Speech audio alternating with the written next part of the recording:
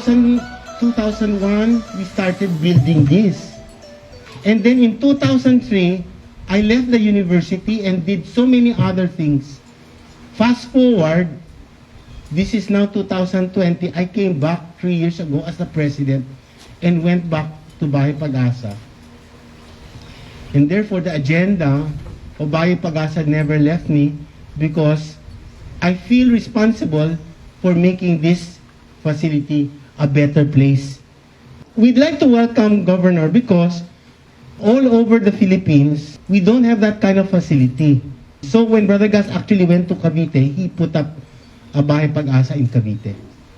So this is where I pray that if we do our job right and you do your job right, because it doesn't take only us to do our job right, our young residents, our young Bahay Pag-asa residents should be, within the time that they're here, find direction, hope, education, and skills that will make them productive contributors to society.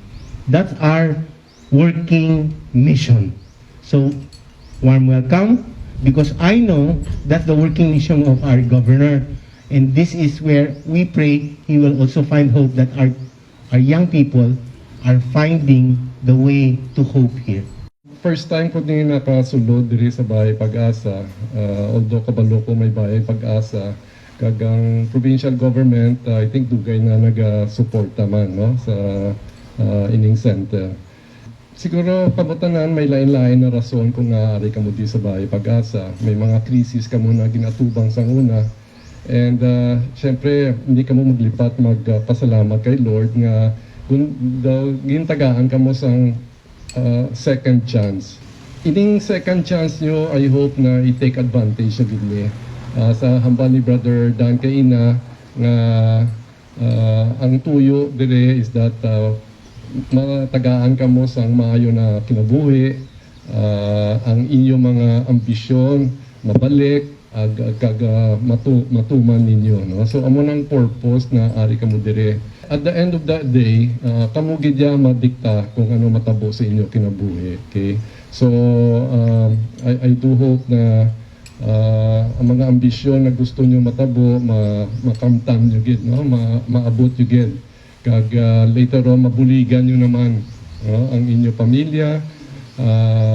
And later on, pag medyo successful na kamo, balik-balikan nyo man ang Bahay Pag-asa, no? Pag kamo naman mabulig sa mga future na mga enrollees diri sa youth center. Okay?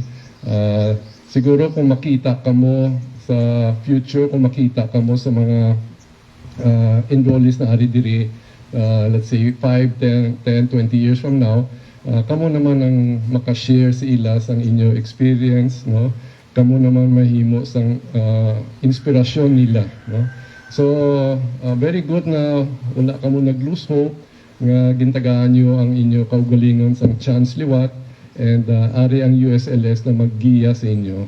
So madamo na salamat sa mainit yung napagbaton sa akon, and I will be thankful for this invitation, and I will find out, brother, if we can increase our support to Bahay Pag-asa. Okay?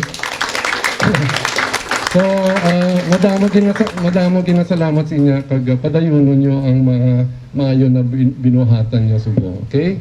Mayong buntag.